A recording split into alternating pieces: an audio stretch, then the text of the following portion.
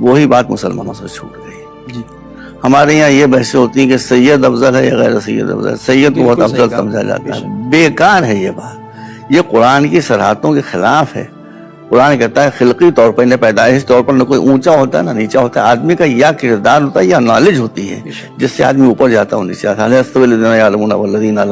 قرآن میں ہے کہ عالم اور جاہل برابر نہیں ہو سکتے. مگر ہمارے یہاں جو مصیبت آئی یہ بات بہت لمبی, ہم کیسے آپ کے سامنے عرض کریں.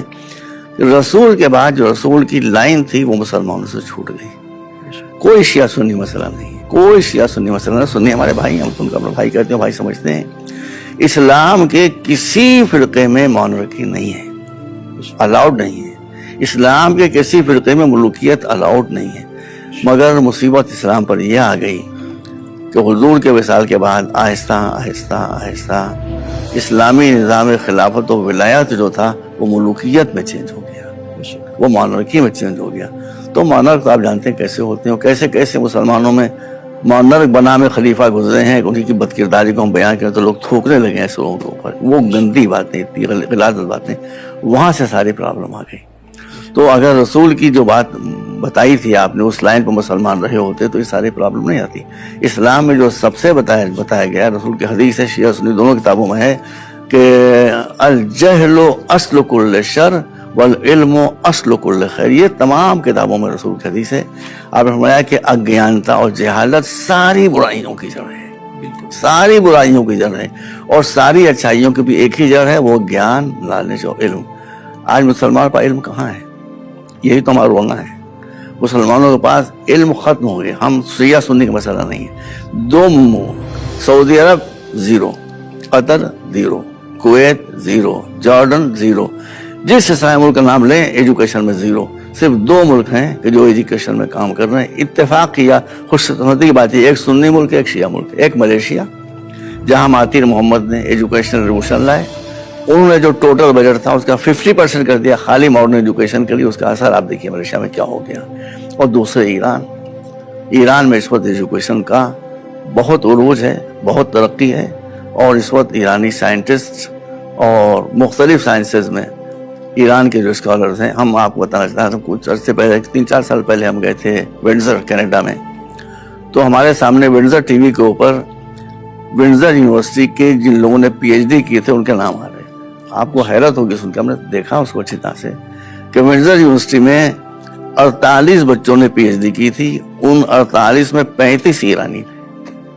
یہ آپ غور کیجیے ذرا سا. اسی لیے دیکھیے جس کے پاس, ہم بھیا ہم نہ شیعہ ہیں نہ سنی ہیں, ہم تو پہلے انسانیت کی بات کرتے ہیں. دیکھیے جہاں علم آئے گا اس کو غلام نہیں بنایا جا سکتا. آج کچھ ملک ایسے ہیں کہ جو سب کچھ دے رہے ہیں اپنی رعایا کو مگر ایجوکیشن نہیں دے رہے ہیں. اس لیے کہ ایجوکیشن آ جائے گی تو آدمی سر جھکانا بھول جائے گا. بالکل صحیح. وہ چاہتے ہیں ہمارے غلام بنے رہیں. ہم آپ سے اتنی سی بات بتا دیں, کہیں بات سوال کرتی ہے. مدتوں سے امریکہ جا رہے تھے. جو امریکہ کے اصل نیٹو تھے وہ آج ریڈ انڈینس کے ہیڈر تھے. ان کی حالت جا کے آتی تھی. ان کے لیے شراب جو ہے وہ فری ہے.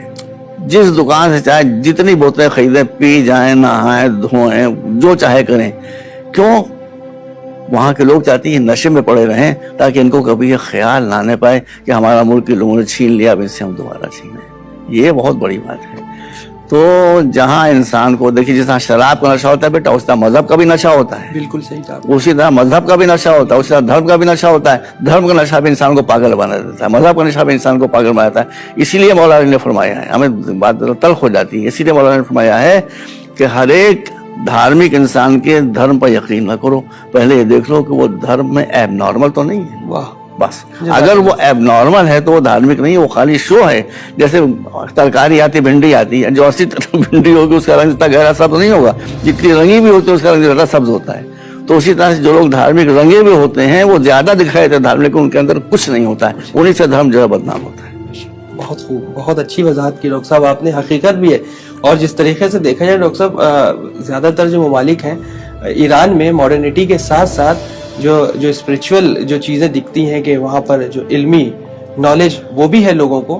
اور ایران حقیقت میں ایک ورڈ ہے کہ ایجوکیشن, جس کے سلسلے سے کہا جاتا ہے کہ اگر علم حقیقت میں آدمی جان لے کہ صحیح علم کیا ہے تو بہت کچھ اس دنیا میں کر سکتا ہے